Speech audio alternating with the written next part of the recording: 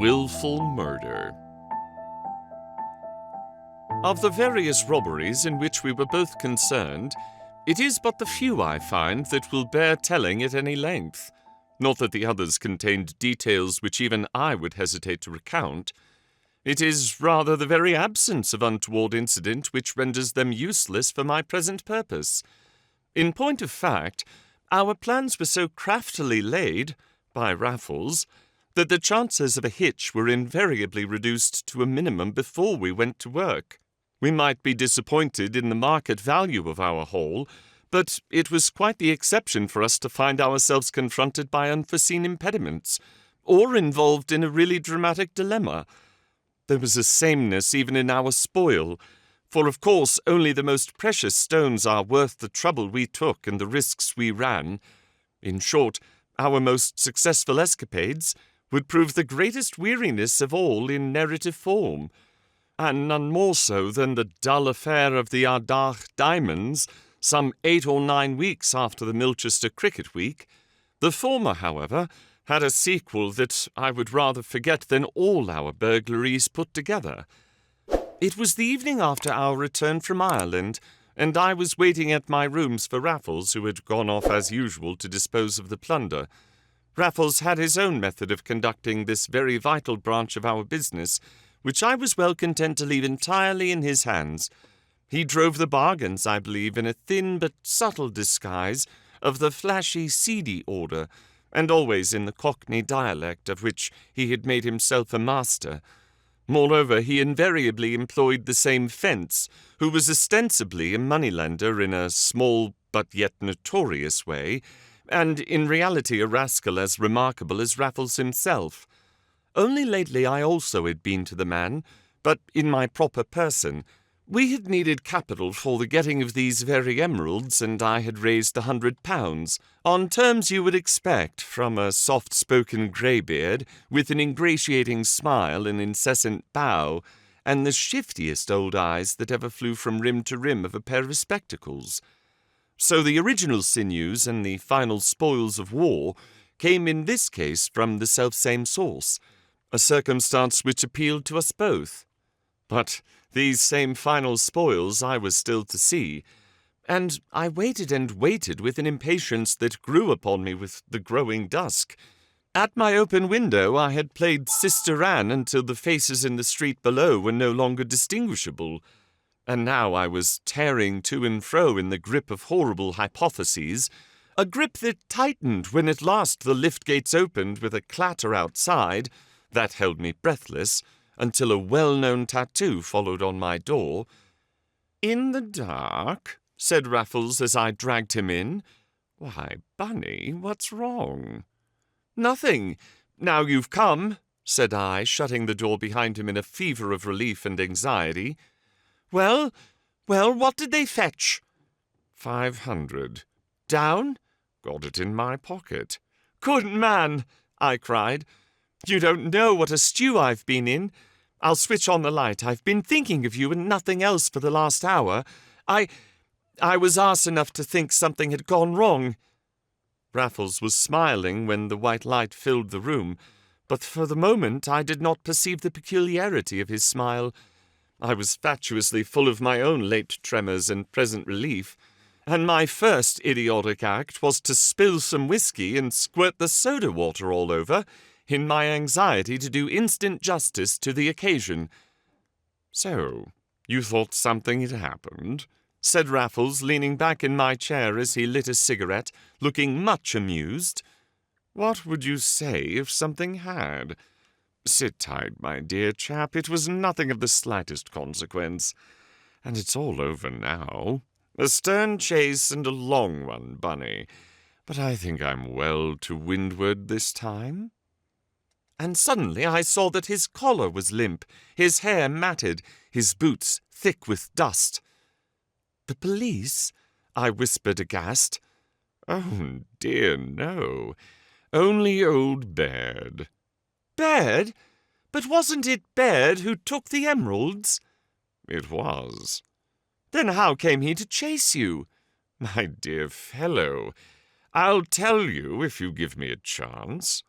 It's really nothing to get in the least excited about.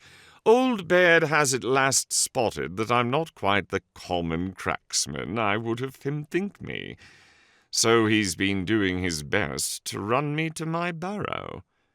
"And you call that nothing?" "It would be something if he had succeeded, but he is still to do that. I admit, however, that he made me sit up for the time being. It all comes of going on the job so far from home. There was the old brute with the whole thing in his morning paper. He knew it must have been done by some fellow who could pass himself up for a gentleman, and I saw his eyebrows go up the moment I told him I was the man, with the same old twang that you could cut with a paper knife.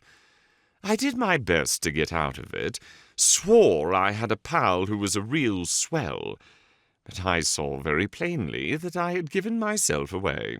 He gave up haggling.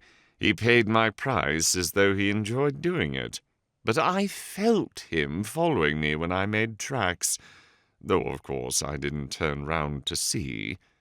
"Why not?" "My dear Bunny, it's the very worst thing you can do. As long as you look unsuspecting, they'll keep their distance. And so long as they keep their distance, you stand a chance. Once show that you know you're being followed, and it's flight or fight for all you're worth. I never even looked round, and mind you never do in the same hole. I just hurried up to Blackfriars and booked for High Street, Kensington, at the top of my voice. And as the train was leaving Sloane Square, out I hopped, and up all those stairs like a lamplighter, and round to the studio by the back streets. Well, to be on the safe side, I lay low there all the afternoon, hearing nothing in the least suspicious, and only wishing I had a window to look through instead of that beastly skylight. However, the coast seemed clear enough, and thus far it was my mere idea that he would follow me. There was nothing to show he had. So at last I marched out in my proper rig, almost straight into old Baird's arms. "What on earth did you do?" Walked past him as though I had never set eyes on him in my life, and didn't then. Took a hansom in the King's Road and drove like the deuce to Clapham Junction. Rushed on to the nearest platform without a ticket, jumped into the first train I saw, got out at Twickenham, walked full tilt back to Richmond, took the district to Charing Cross, and here I am, ready for a tub and a change and the best dinner the club can give us. I came to you first because I thought you might be getting anxious. Come round with me, and I won't keep you long." "You're certain you've given him the slip?" I said as we put on our hats. "Certain enough. But we can make assurance doubly sure," said Raffles, and went to my window where he stood for a moment or two looking down into the street. "All right?" I asked him. "All right," said he, and we went downstairs forthwith, and so to the Albany arm in arm. But we were both rather silent on our way. I, for my part, was wondering what Raffles would do about the studio in Chelsea, whither at all events he had been successfully dogged. To me the point seemed one of immediate importance, but when I mentioned it he said there was time enough to think about that. His one other remark was made after we had nodded in Bond Street to a young blood of our acquaintance who happened to be getting himself a bad name. "Poor Jack Rutter," said Raffles with a sigh. "Nothing's sadder than to see a fellow going to the bad like that. He's about mad with drink and debt, poor devil. Did you see his eye? Odd that we should have met him tonight, by the way. It's old Baird who's said to have skinned him. By God, but I'd like to skin old Baird." And his tone took a sudden low fury, made the more noticeable by another long silence, which lasted indeed throughout an admirable dinner at the club, and for some time after we had settled down in a quiet corner of the smoking-room with our coffee and cigars. Then at last I saw Raffles looking at me with his lazy smile, and I knew that the morose fit was at an end. "I dare say you wonder what I've been thinking about all this time," said he. "I've been thinking what rot it is to go doing things by halves." "Well," said I, returning his smile, "that's not a charge that you can bring against yourself, is it?" "I'm not so sure," said Raffles, blowing a meditative puff. "As a matter of fact, I was thinking less of myself than of that poor devil of a Jack Rutter. There's a fellow who does things by halves. He's only half gone to the bad, and look at the difference between him and us. He's under the thumb of a villainous money-lender. We are solvent citizens. He's taken to drink. We're as sober as we are solvent. His pals are beginning to cut him. Our difficulty is to keep the pal from the door. Often he begs or borrows, which is stealing by halves, and we steal outright and are done with it. Obviously ours is the more honest course.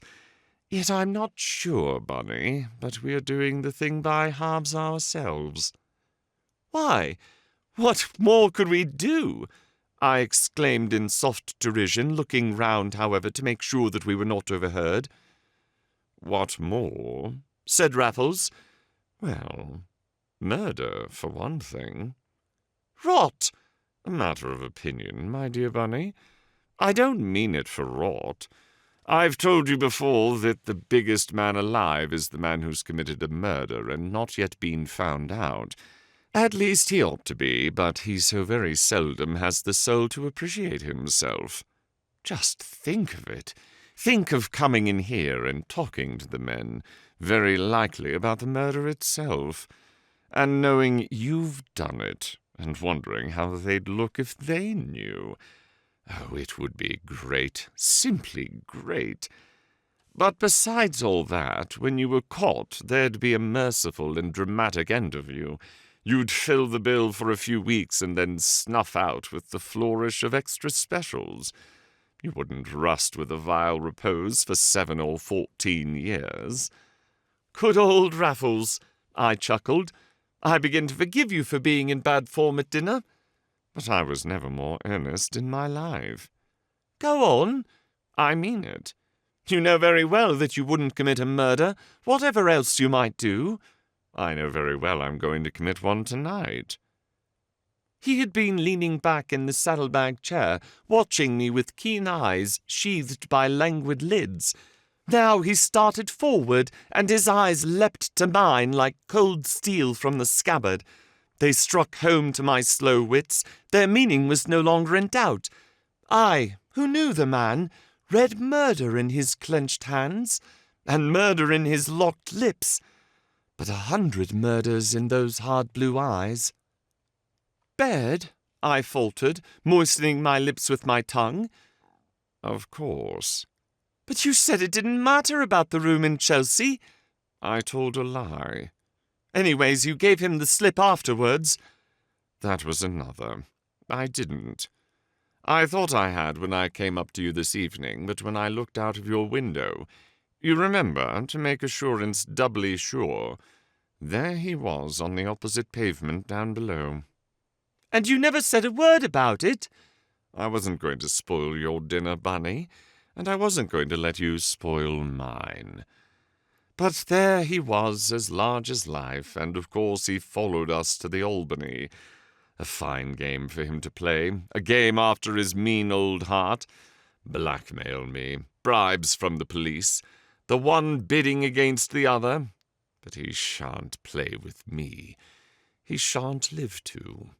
And the world will have an extortioner the less. Waiter, 2 Scotch whiskies and sodas. I'm off at 11, Bunny. It's the only thing to be done." "You know where he lives, then?" "Yes, out Willesden way, and alone. The fellow's a miser, among other things. I long ago found out all about him." Again I looked round the room. It was a young man's club, and young men were laughing, chatting, smoking, drinking on every hand. One nodded to me through the smoke. Like a machine, I nodded to him and turned back to Raffles with a groan. "Surely you will give him a chance," I urged. The very sight of your pistol should bring him to terms. It wouldn't make him keep them. But you might try the effect. I probably shall. Here's a drink for you, Bunny. Wish me luck. I'm coming too. I don't want you. But I must come. An ugly gleam shot from the steel-blue eyes. To interfere? Said Raffles. Not I. You give me your word. I do. Bunny, if you break it, you may shoot me too. I most certainly should, said Raffles solemnly. So you come at your own peril, my dear man. But if you are coming, well, the sooner the better, for I must stop at my rooms on the way. 5 minutes later, I was waiting for him at the Piccadilly entrance to the Albany. I had a reason for remaining outside. It was the feeling, half hope, half fear, that Angus Baird might still be on our trail, that some more immediate and less cold-blooded way of dealing with him might result from a sudden encounter between the moneylender and myself. I would not warn him of his danger, but I would avert tragedy at all costs. And when no such encounter had taken place, and Raffles and I were fairly on our way to Willesden, that, I think, was still my honest resolve.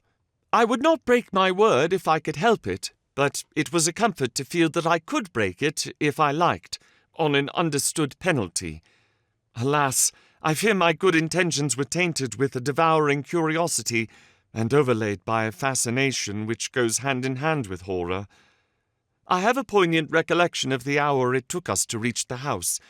We walked across St. James's Park. I can see the lights now, bright on the bridge and blurred in the water, and we had some minutes to wait for the last train to Willesden. It left at 11:21, I remember, and Raffles was put out to find it did not go on to Kensal Rise. We had to get out at Willesden Junction and walk on through the streets into fairly open country that happened to be quite new to me. I could never find the house again. I remember, however, that we were on a dark footpath between woods and fields when the clocks began striking 12. "Surely," said I, "we shall find him in bed and asleep." "I hope we do," said Raffles grimly. "Then you mean to break in?" "What else did you think?" I had not thought about it at all. The ultimate crime had monopolized my mind. Beside it, burglary was a bagatelle, but one to deprecate nonetheless. I saw obvious objections. The man was au fait with cracksmen and their ways. He would certainly have firearms, and might be the first to use them. "I could wish nothing better," said Raffles. "Then it will be man to man, and devil take the worst shot. You don't suppose I prefer foul play to fair, do you? But die he must, by one or the other, or it's a long stretch for you and me." "Better that than this." "Then stay where you are, my good fellow. I told you I didn't want you, and this is the house. So good night."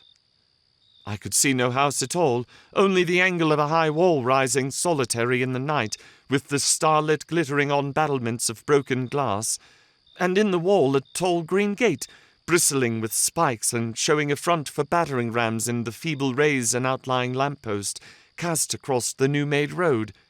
It seemed to me a road of building sites, with but this one house built, all by itself at one end, but the night was too dark for more than a mere impression.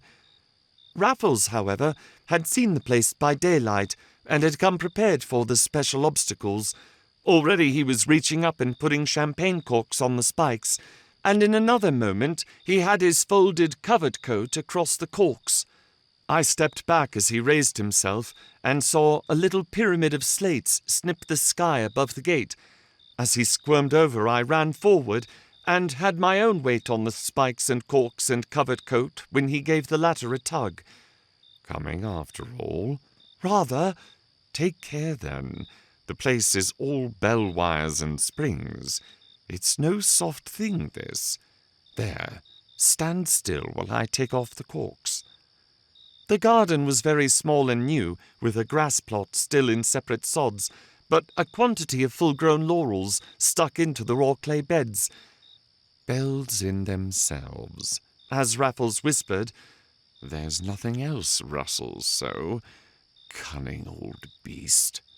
And we gave them a wide berth as we crept across the grass. He's gone to bed. I don't think so, Bunny.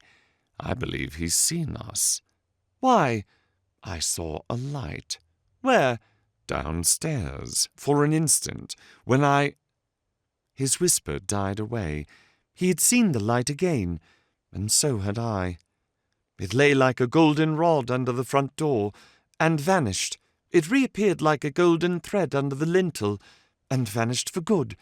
We heard the stairs creak, creak, and cease, also for good.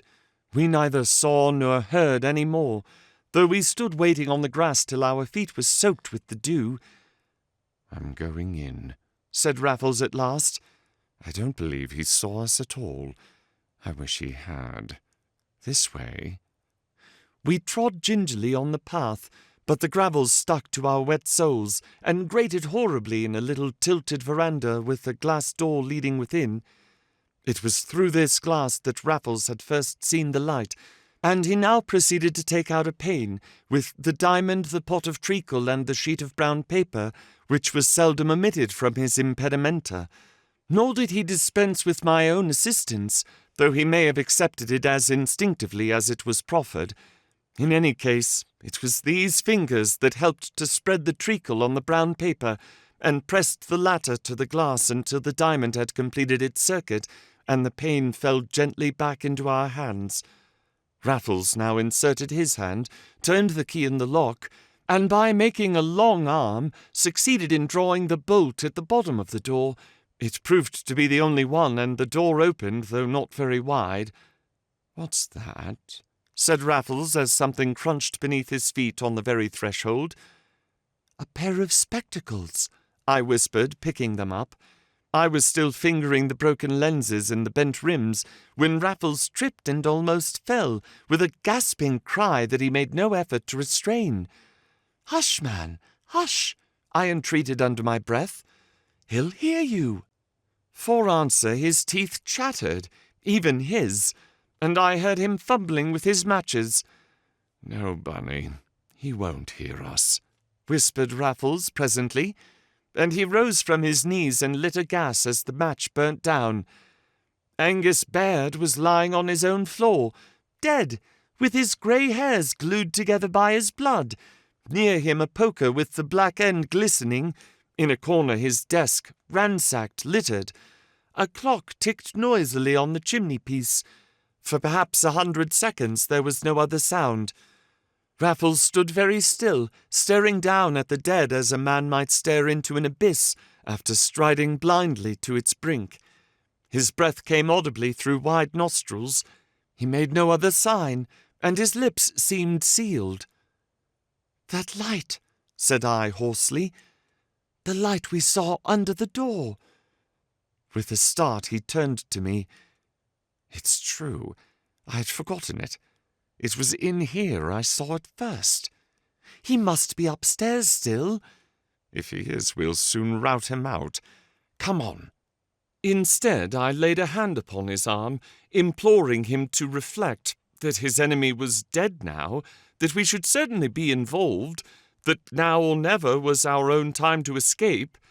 He shook me off in a sudden fury of impatience, a reckless contempt in his eyes, and bidding me save my own skin if I liked, he once more turned his back upon me, and this time left me half-resolved to take him at his word. Had he forgotten on what errand he himself was here? Was he determined that this night should end in black disaster? As I asked myself these questions, his match flared in the hall. In another moment the stairs were creaking under his feet, even as they had creaked under those of the murderer, and the humane instinct that inspired him in defiance of his risk was borne in also upon my slower sensibilities. Could we let the murderer go? My answer was to bound up the creaking stairs and to overhaul Raffles on the landing. But 3 doors presented themselves. The first opened into a bedroom with the bed turned down but undisturbed. The second room was empty in every sense. The third door was locked. Raffles lit the landing gas. "He's in there," said he, cocking his revolver. Do you remember how we used to break into the studies at school?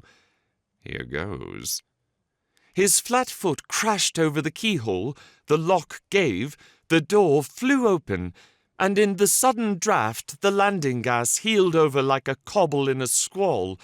As the flame righted itself, I saw a fixed bath, 2 bath towels knotted together, an open window, a cowering figure, and Raffles struck aghast on the threshold. Jack Rutter. The words came thick and slow with horror, and in horror I heard myself repeating them, while the cowering figure by the bathroom window rose gradually erect. "It's you," he whispered in amazement no less than our own. "It's you two. What's it mean, Raffles? I saw you get over the gate. A bell rang. The place is full of them. Then you broke in. What's it all mean?" We may tell you that when you tell us what in God's name you've done, Rutter. Done? What have I done? The unhappy wretch came out into the light with bloodshot, blinking eyes and a bloody shirt front. "You know, you've seen, but I'll tell you if you like. I've killed a robber. That's all. I've killed a robber, a usurer, a jackal, a blackmailer, the cleverest and the cruelest villain unhung. I'm ready to hang for him. I'd kill him again." And he looked at us fiercely in the face, a fine defiance in his dissipated eyes, his breast heaving, his jaw like a rock. "Shall I tell you how it happened?" he went passionately on. "He's made my life a hell these weeks and months past. You may know that. Perfect hell. Well, tonight I met him in Bond Street. You remember when I met you fellows? He wasn't 20 yards behind you. He was on your tracks, Raffles. He saw me nod to you and stopped me and asked me who you were. He seemed as keen as knives to know. I couldn't think why, and I didn't care either, for I saw my chance. I said I'd tell him all about you if he'd give me a private interview. He said he wouldn't. I said he should, and held him by the coat. By the time I let him go, you were out of sight, and I waited where I was till he came back in despair. I had the whip hand on him then. I could dictate where the interview should be, and I made him take me home with him, still swearing to tell him all about you when we'd had our talk. Well, when we got here, I made him give me something to eat, putting him off, and about 10 o'clock I heard the gate shut. I waited a bit, and then asked him if he lived alone. 'Not at all,' says he. 'Did you not see the servant?' I said I'd seen her, but I thought I'd heard her go. If I was mistaken, no doubt she would come when she was called. And I yelled 3 times at the top of my voice. Of course, there was no servant to come, I knew that, because I came to see him one night last week and he interviewed me himself through the gate, but wouldn't open it. Well, when I had done yelling, and not a soul had come near us, he was as white as that ceiling. When I told him we could have our chat at last, and I picked the poker out of the fender and told him how he'd robbed me, but by God he shouldn't rob me any more. I gave him 3 minutes to write and sign a settlement of all his iniquitous claims against me, or have his brains beaten out over his own carpet. He thought a minute, and then went to his desk for pen and paper. In 2 seconds he was round like lightning with a revolver, and I went for him bold-headed. He fired 2 or 3 times and missed. You can find the holes if you like, but I hit him every time. My God! I was like a savage till the thing was done, and then I didn't care. I went through his desk looking for my own bills, and was coming away when you turned up. I said I didn't care, nor do I, but I was going to give myself up tonight, and shall still, so you see I shan't give you fellows much trouble." He was done, and there we stood on the landing of the lonely house, the low, thick, eager voice still racing and ringing through our ears, the dead man below, and in front of us his impenitent slayer. I knew to whom the impenitence would appeal when he had heard the story, and I was not mistaken. "That's all rot," said Raffles, speaking after a pause. "We shan't let you give yourself up." "You shan't stop me. What would be the good? The woman saw me. It would only be a question of time, and I can't face waiting to be taken. Think of it, waiting for them to touch you on the shoulder. No, I'll give myself up and get it over. His speech was changed. He faltered, floundered. It was as though a clearer perception of his position had come with the bare idea of escape from it. "But listen to me," urged Raffles. "We're here at our peril ourselves. We broke in like thieves to enforce redress for a grievance very like your own. But don't you see, we took out a pane, did the thing like regular burglars. Regular burglars will get the credit of all the rest." You mean that I shan't be suspected? "I do." But I don't want to get off scot-free, cried Rutter hysterically. I've killed him. I know that. But it was in self-defence. It wasn't murder. I must own up and take the consequences. I shall go mad if I don't. His hands twitched, his lips quivered, the tears were in his eyes. Raffles took him roughly by the shoulder. "Look here, you fool. If the three of us were caught here now, do you know what those consequences would be? We should swing in a row at Newgate in 6 weeks' time. You talk as though we were sitting in a club. Don't you know it's 1 o'clock in the morning and the lights on and a dead man down below? For God's sake, pull yourself together and do what I tell you, or you're a dead man yourself." I wish I was one, Rutter sobbed. I wish I had his revolver to blow my own brains out. It's lying under him. Oh, my God, my God. His knees knocked together. The frenzy of reaction was at its height. We had to take him downstairs between us, and so through the front door out into the open air. All was still outside, all but the smothered weeping of the unstrung wretch upon our hands. Raffles returned for a moment to the house. Then all was dark as well. The gate opened from within. We closed it carefully behind us, and so left the starlight shining on broken glass and polished spikes, one and all as we had found them. We escaped. No need to dwell on our escape. Our murderer seemed set upon the scaffold, drunk with his deed. He was more troubled than 6 men drunk with wine. Again and again we threatened to leave him to his fate, to wash our hands of him. But incredible and unmerited luck was with the 3 of us. Not a soul did we meet between that and Willesden. And of those who saw us later, did one think of the 2 young men with crooked white ties, supporting a third in a seemingly unmistakable condition, when the evening papers apprised the town of a terrible tragedy at Kensal Rise? We walked to Maida Vale, and thence drove openly to my rooms. But I alone went upstairs. The other 2 proceeded to the Albany, and I saw no more of Raffles for 48 hours. He was not at his rooms when I called in the morning. He had left no word. When he reappeared, the papers were full of the murder, and the man who had committed it was on the wide Atlantic, a steerage passenger from Liverpool to New York. There was no arguing with him, so Raffles told me. Either he must make a clean breast of it or flee the country. So I rigged him up at the studio, and we took the first train to Liverpool.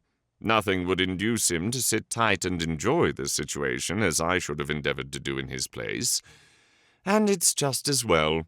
I went to his diggings to destroy some papers. And what do you think I found? The police in possession. There's a warrant out against him already. The idiots think that window wasn't genuine.